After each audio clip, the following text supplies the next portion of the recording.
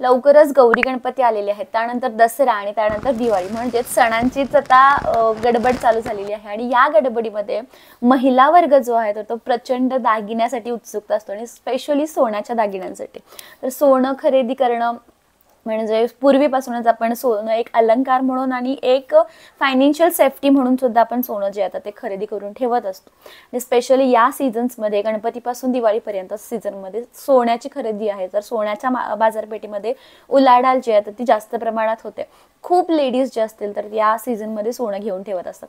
तर माझ्या बऱ्याच मैत्रिणी असतात ज्या दिवाळीमध्ये दागिने खरेदी करतात आणि माझ्या बऱ्याच अशा सुद्धा मैत्रिणी असतात ज्या दिवाळीमध्ये दागिने खरेदी करण्याची फक्त इच्छा ठेवतात, पण काही फायनान्शियल कंडिशन्समुळे त्यांची ही जी इच्छा आहे तर ती पूर्ण होऊ शकत नाही। तर स्पेशली हा व्हिडिओ आहे तर ती मी त्यांच्यासाठी डेडिकेट करते।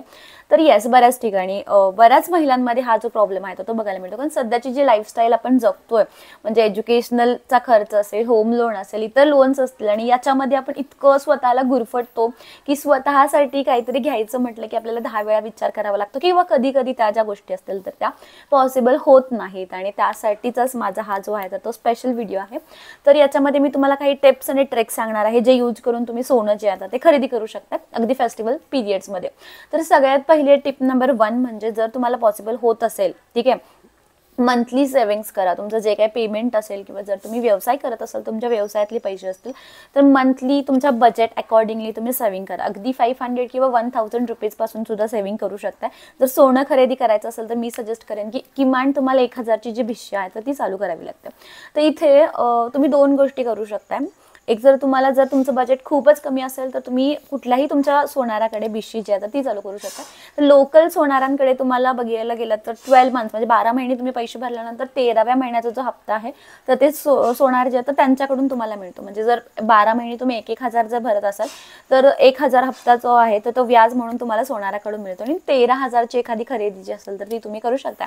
13,000 रुपये भिशी, आणि जर तुमच्याकडे दुसरी आणि काही सेव्हिंग झाली असेल तर ती एकत्र करून तुम्ही एक दागिना करू शकता, किंवा छोटे मोठे कानातले टॉप्स वगैरे हे अशा टाईपचे छोटे छोटे कानातले टॉप्स जे आहेत तर ते तुम्ही अगदी आय थिंक 1 ग्रॅम 1.5 ग्रॅम पासून चालू होतात हे जे कानातले टॉप्स आहेत, तर अशा टाईपचे कानातले टॉप्स जे असतील तर ते तुम्ही करून ठेवू शकता।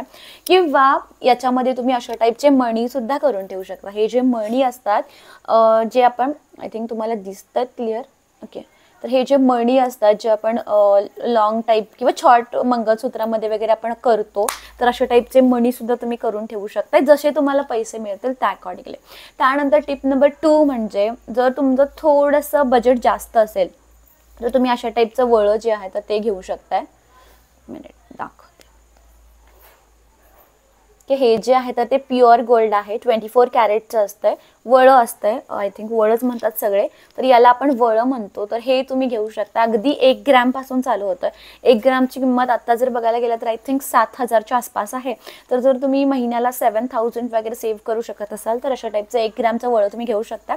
हे 2 ग्रॅम्सचं आहे। जर तुमचं बजेट थोडंसं जास्त असेल तर मंथली तुम्ही 2 ग्रॅम म्हणजे तुमचं जसं बजेट असेल तर त्या अकॉर्डिंगली तुम्ही प्युअर गोल्ड जे आहे तर ते घेऊन ठेवू शकता। म्हणजे कसं असतं, सोन्याचे जे भाव असतात तर ते कंटिन्युअसली वाढतच असतात। खूप सोनं किती रुपयाला होतं आणि आता किती रुपयाला झालं, त्यामुळे भाव कंटिन्युअसली वाढत असतात। त्यामुळे आता सध्या जर तुमच्याकडे पैसे असतील तर आहेत त्या पैशामध्ये तुम्ही एक वळं जे असेल अशा प्रकारचं तर ते घेऊन ठेवू शकता। मग तुम्ही जर वर्षाला असे 10 वळे घेतले, पण ही जी सिस्टम आहे तर तुम्ही स्ट्रिक्टली ही फॉलो केली पाहिजे। म्हणजे महिन्याला ॲटलिस्ट तुम्हाला 1 ग्रॅम सोनं जे आहे तर ते खरेदी करून ठेवायचं आहे तुमच्या बजेटच्या अकॉर्डिंगली, तुमचे फायनान्शियल कंडिशन्स कसे आहेत त्याच्या अकॉर्डिंगली। 2 ग्रॅम जमत असेल तर 2 ग्रॅम तुम्हाला जमा करून ठेवायचं। कन्सिडर करूयात की महिन्याला आपल्याला 1 ग्रॅम वळं जे आहे अशा टाईपचं तर ते बनवता येतं, तर 12 महिन्यामध्ये तुमच्याकडे 12 ग्रॅम म्हणजे 1 तोळ्याला आणि 2 ग्रॅम जादा, आणि त्याच्यामध्ये तुम्ही at the end of the year वर्षाच्या शेवटीला एखादा दागिना जो असेल या वळ्यांपासून तर तो करू शकतो।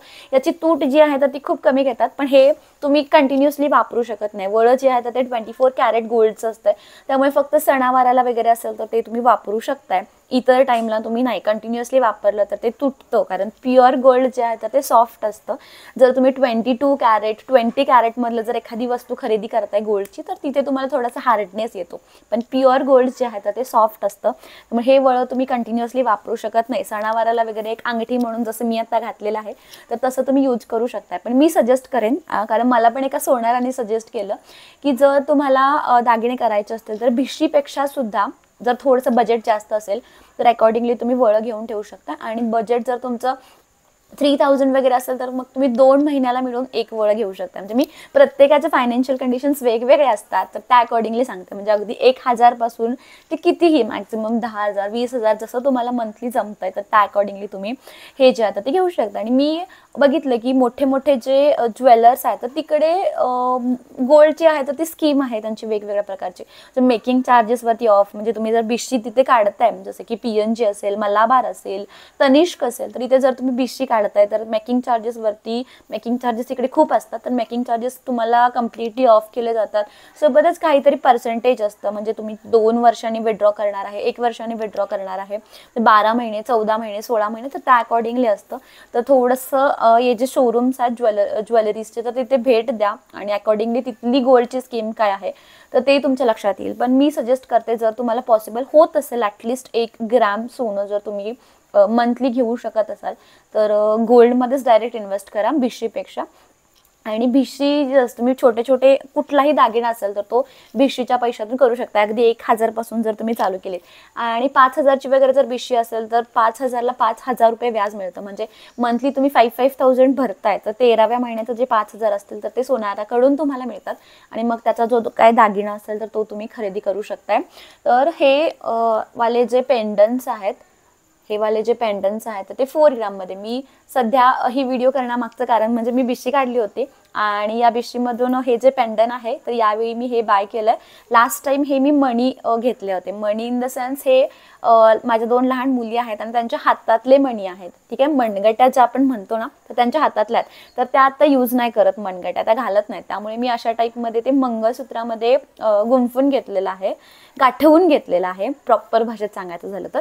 आणि हा जो पेंडन आहे तर तो मी आज केला जो की 4 ग्राम्सचा आहे. 4 ग्राममध्ये हा पेंडन जो आहे तर बनला. तर पेंडनमध्ये बरेच व्हरायटीज आहेत तर तुमचे जसे पैसे साठतात, कारण दागिन्यांची इच्छा प्रत्येकालाच असते. मला थोडीशी कमी आहे पण आहे, लेडीज म्हटल्यावरती दागिन्यांची इच्छा प्रत्येकालाच असते आणि प्रत्येकालाच वाटतं की आपल्याकडे बऱ्याच वेगवेगळ्या प्रकारचे दागिने जे आहेत ते असावे. आणि यस, त्याच्यासाठी तुम्ही स्मॉल स्टार्ट जी आहे तर ती करू शकता. कधीही करताना तुम्हाला स्मॉल स्टार्ट करावी लागते आणि नंतर तुम्ही 2 वर्षांनी, 3 वर्षांनी, 5 वर्षांनी ज्यावेळी बॅक बघाल किंवा तुमच्याकडे जे काय साठलेलं आहे ते बघाल तर नक्कीच तुम्हाला याचा फायदा होईल. तर छोटे छोटे सेव्हिंग्सपासूनच मोठं जे सेव्हिंग आहे तर ते तयार होत असतं. तर आय होप ही व्हिडिओ तुमच्यासाठी इन्फॉर्मेटिव्ह होती. हे व्हिडिओ बनवण्याचं कारण म्हणजे हे ज्यावेळी मी बिशीचं घेतलं तर त्यावेळी माझ्या लक्षात आलं की येस, अशा बऱ्याच लेडीज असतील की ज्यांना ज्वेलरी जी आहे तर ती प्रचंड आवडते आणि करण्याची इच्छा असते, पण काही फायनान्शियल कंडिशन्समुळे किंवा काही फायनान्शियल रेस्पॉन्सिबिलिटीजमुळे बऱ्याच गोष्टी प्रत्येकाला पॉसिबल होत नाहीत. आणि माझा जो एक्सपिरियन्स होता तर तो मी तुमच्यासोबत शेअर करण्याचा छोटासा प्रयत्न केला. जर तुम्ही सोन्याची बिशी काढलेली असेल तर तसं मला कमेंटमध्ये कळवा आणि जर तुम्ही माझी व्हिडिओ बघून झाल्यानंतर सोन्याची बिशी काढणार असाल तर तसंही मला कमेंटमध्ये कळवा.